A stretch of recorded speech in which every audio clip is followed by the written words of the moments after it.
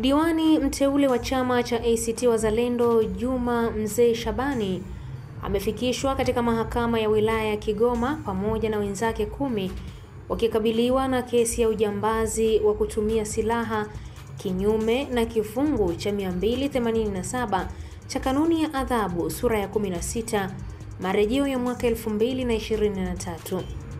Kwa mujibu wa hati ya mashtaka, imeelezwa kuwa mnamo tarehe 30 Oktoba 2025 katika eneo la Kagera ndani ya wilaya ya mkoa wa Kigoma, washtakiwa hao wakiwa pamoja na wengine ambao bado hawajakamatwa walitenda kosa la kuwasha moto na kuchoma ofisi ya mtendaji wa kata ya Kagera yenye thamani ya shilingi milioni 59,323,800 mali ya halmashauri ya manispaa ya Kigoma.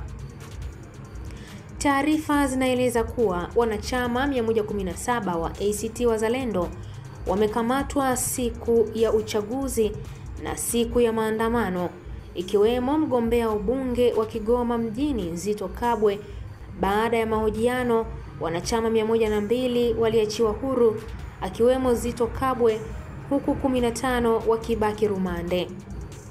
Miongoni mwa waliobaki 11 wamefunguliwa kesi hiyo ya ujambazi na 4 wameendelea kushikiliwa kwa uchunguzi zaidi.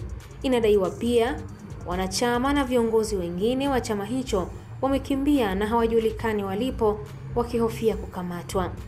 Kesi hiyo yenye namba ya jinai 26490 ya mwaka 2025 inaendelea kusikilizwa katika mahakama ya wilaya ya Kigoma.